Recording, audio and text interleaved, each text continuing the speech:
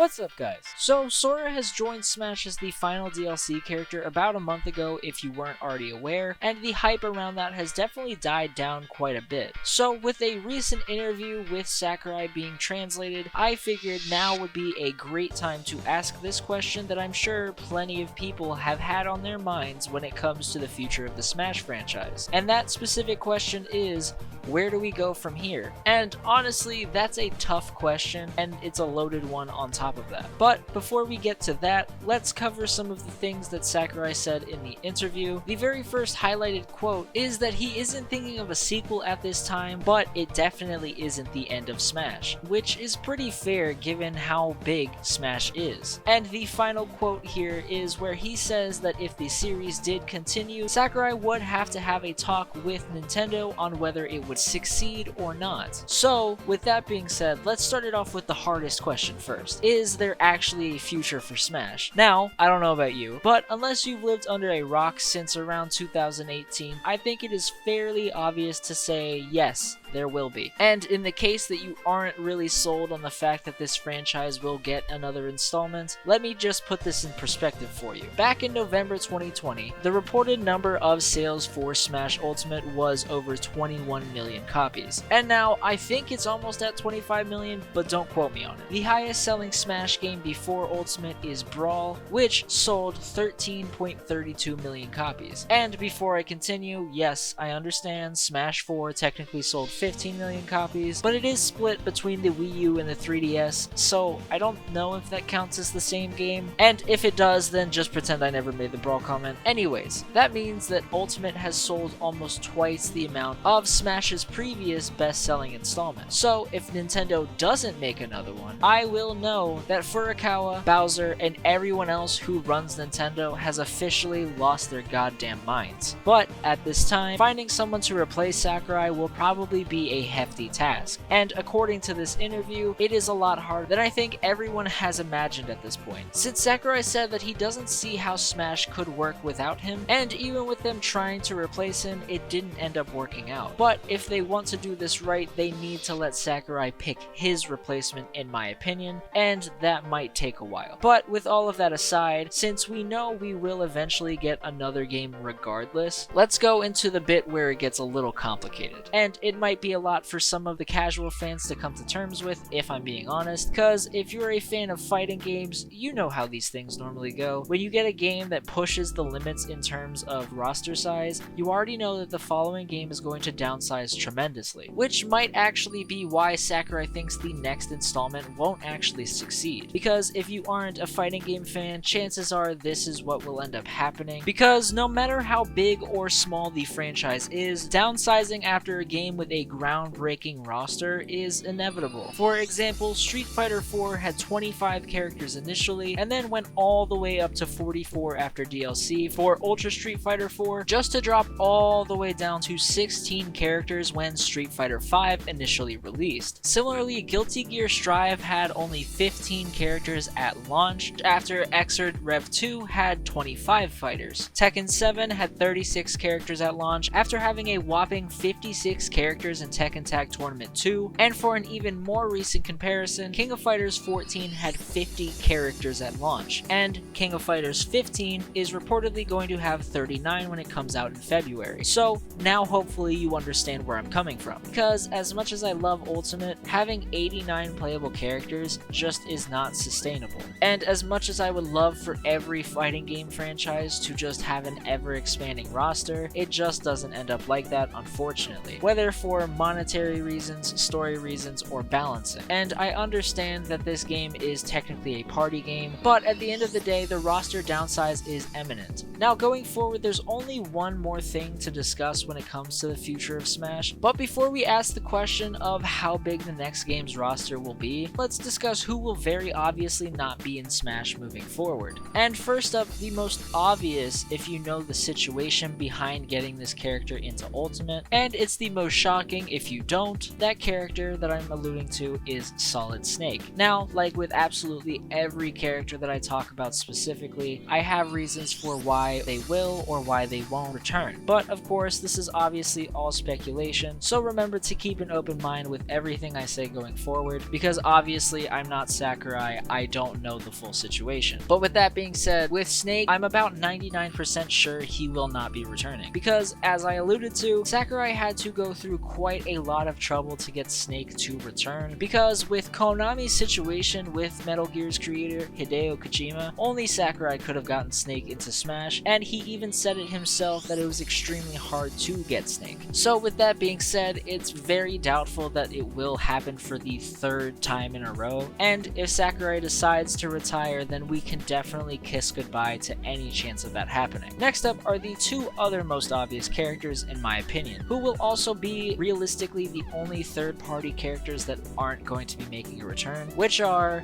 Sora and Steve. Now, out of all of the DLC characters, the two that I just cannot see returning at all are these two for practically the same reason, more or less. I just think the rights for them are just way too expensive to justify them returning. And I know Banjo is also Microsoft owned, but given that Microsoft and Rare both were extremely cooperative with Sakurai, I think that Banjo has a better chance of returning than Steve. Now, obviously, I could be wrong, because I have been before, especially when considering Sora, but I highly doubt Disney would be generous enough to let Sora return for a cheap price, and given how Microsoft and Nintendo seem to be on good terms with one another, I think that Steve has a better chance of returning than Sora, but I'm still highly doubtful, since I'm sure they just want to have Banjo more, especially considering the history behind Banjo Kazooie, and also Steve was extremely hard for the dev team to put into the game, since we learned from Sakurai himself that they had to make changes to every single map just for Steve to work in the game. Now, originally the second half of this video was going to be me theorizing what the next Smash game's gimmick could be, as well as talking about a handful of characters that